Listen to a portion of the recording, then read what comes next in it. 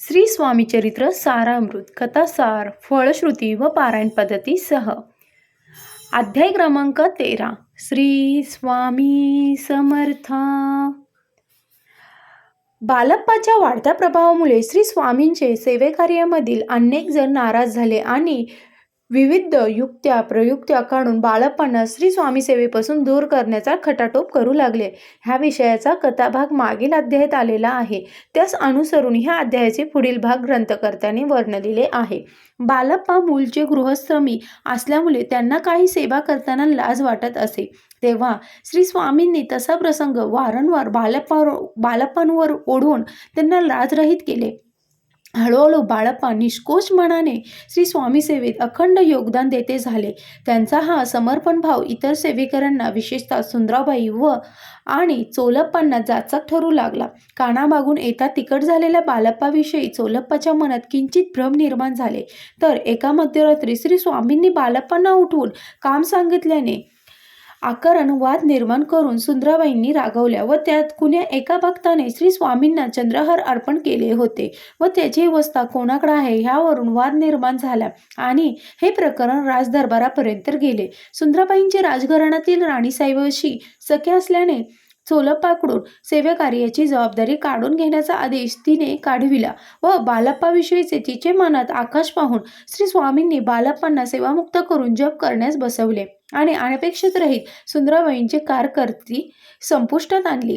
पुढे बाळप्पा श्री स्वामी सेवेत कायमस्वरूपी स्थिर कसे झाले ह्याचे सातत्य वर्णन ह्या अध्यायात केलेले आहे. अध्याय 13 समाप्त. श्री स्वामी समर्थ. अध्याय 14 कथासार. श्री स्वामी समर्थ. आपल्या कृपेने सारामृताचे 13 अध्याय पूर्ण झाले. आता त्याच कृपेच्या बळावर पुढील चरित्र वधवून घ्यावे असे श्री स्वामीचरणी विनंती ग्रंथकार अध्यायाचा प्रारंभ करत झाला. श्री स्वामीरायांची भक्ती कशी करावी असा प्रश्न अनेक स्वामी भक्त ग्रंथकाराला विचारते झाले. तेव्हा भक्तांच्या मनातली शंका समस्यांचे निर्विकरण करण्याच्या हेतूने श्री स्वामींची उपासना व भक्ती कशी करावी याचे मार्गदर्शन ग्रंथकर्त्याने ह्या अध्यायात केले आहे. सकाळी उठून श्री स्वामींचे स्मरण करावे, त्यानंतर शुद्ध मनाने सर्व नित्य कर्म आटपून आसनावर बसावे आणि श्री स्वामींची मनोभावे पूजा करावी. एकाग्र चित्तेने श्री स्वामींना स्नान घालून चंदनादी लेप करावा, सुगंध फुलं अर्पण करावी, धूप दीप नैवेद्य तांबूल व दक्षिणा ठेवावी. नमस्कार करून श्री स्वामींचे नामस्मरण व प्रार्थनास्तोत्र म्हणावे. शक्य झाल्यास श्री स्वामींची सहस्त्र नामावली उच्चारून विविध वैशिष्ट्यांनी नटलेल्या श्री स्वामींचे अवतार कार्याचे गायन करावे. श्री स्वामीचरणी मस्तक ठेवून आपल्या कुटुंबाचे समाजाचे सुव्यवस्था आणि कार्य उत्तम प्रकारे पूर्णत्वास यावे ह्याकरता प्रार्थना करावी. संत सज्जनांचा सहवास घडावा ह्याकरता मर्यादित वापर करून परमार्थाचा मार्ग प्रस्ताव व्हावा ह्याकरता प्रार्थना करावी. दर गुरुवारी उपवास करून श्री स्वामींचे पूजन करावे. प्रदोषानंतर उपवास सोडावा. त्यानंतर चित्तबुद्धी सदृढ होईल, मन शुद्ध होईल. जप जाप्य आणि मानस पूजेद्वारे श्री स्वामींना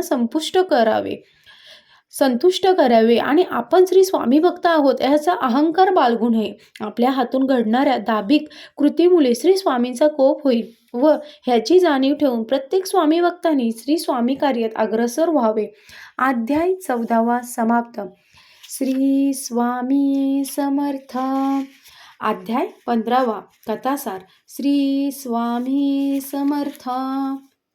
तीर्थाटन करणे, हट्टयोग आदी साधनांचा आग्रह धरणे, वेदाभ्यास आणि शास्त्रज्ञ हे जरी योग्य असेल तरीही केवळ निस्सीम निरपेक्ष भावनेने श्री स्वामी भक्ती केल्या असता 4 पुरुषार्थाची प्राप्ती होते. पाप ताप दैन्य यापासून मुक्तता मिळते. प्रपंचसागर पार करून मोक्षाचे पहिलं तरी गाठता येते. आपल्या हातून योग्य ते कर्म आणि आचरण घडल्यास श्री स्वामी आपल्यासाठी स्वर्गमुखाचा प्रवेशद्वार उघडतात. तसेच नित्य नामस्मरण करणारे ते जन्म मृत्यूच्या फेऱ्यातून मुक्त करतात हे स्मरणात ठेवावे असे मार्गदर्शन करून ग्रंथकार अध्यायास प्रारंभ करत आहे. मंगलवेढा येथे श्री स्वामींचे वास्तव असताना हा प्रसंग आहे. तेथील वास्तव्यादरम्यान श्री स्वामी जंगलात राहत असत आणि आधेमध्ये गावात येत असत. त्यांच्याकडे पाहता सकृत दर्शन ते वेडसर असावेत अशी ग्रामस्थांना शंका येत असे. त्यामुळे अनेक जण श्री स्वामींच्या विरोधात बोलत असे.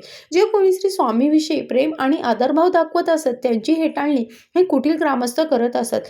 ह्याच मंगलवेढ्यामध्ये बासप्पा तेली नावाचा दारिद्र्य इसम श्री स्वामी सहवासात आला आणि पुढे कायम त्यांच्यासोबत येऊ जाऊ लागला व त्याचे श्री स्वामीचरणी मन जडले. श्री स्वामींपाशी त्यांनी आपला संसार लुटवला अशी श्रेष्ठ ग्रामस्थ करू लागले. मात्र एके दिवशी श्री स्वामी कृपेने एक चमत्कार घडला आणि श्री स्वामींनी बसप्पांनी पकडलेल्या जिवंत सर्पाचा सोन्याच्या लगडीमध्ये रूपांतर करून त्याचे भागवत उघडून आणले. ही अद्भुत कथा सांगून ह्या अध्यायाच्या शेवटी ग्रंथकर्त्यांनी श्री स्वामीसूत ह्यांच्याविषयीचे कथानक पुढील अध्यायात कथन करीत असल्याची पूर्वसूचना दिलेली आहे. अध्याय 15 समाप्त. श्री स्वामी समर्थ. श्री स्वामी समर्थ. श्री स्वामी समर्थ. श्री स्वामी समर्थ. श्री स्वामी समर्थ. श्री स्वामी समर्थ. श्री स्वामी समर्थ. श्री स्वामी समर्थ. श्री स्वामी समर्थ. श्री स्वामी समर्थ. श्री स्वामी समर्थ. श्री स्वामी समर्थ. श्री स्वामी समर्थ. श्री स्वामी स्तवन. नाही जन्म नाही नाम नाही कुणी माता पिता प्रगटले अद्भुत ब्रह्मांडाचा हाच पिता नाही कुणी गुरुवर स्व हेचे सूत्रधारण व नाती आदिनाथ अनाथाचा जगत्रात नरदेही नरसिंह प्रगटले तरुपोटी नास्तिकांचे केशफुल अस्तिकांची देनगती कधी चाले पाण्यावर कधी धावे अंधातरी यमा वाटे ज्याच्या भीती योगशोर हाच येती कधी जाई हिमाचली कधी गिर अरवली कधी नर्मद्याच्या काठी कधी वसे भीमातटी काली माता बोल सांगे बोल कन्याकुमारी ही अन्नपूर्ण ज्याच्या हाती दत्त गुरु एकमुखी भारताच्या कानोकानी गेले स्वचिंतामणी सुखी व्हावे सारे जण तिथे धावे जनार्दन प्रज्ञापूर स्थिर झाले मध्यानीचे रविप्रीत राम रुज करी भावे स्वामी पदादंडवत. श्री स्वामी समर्थ.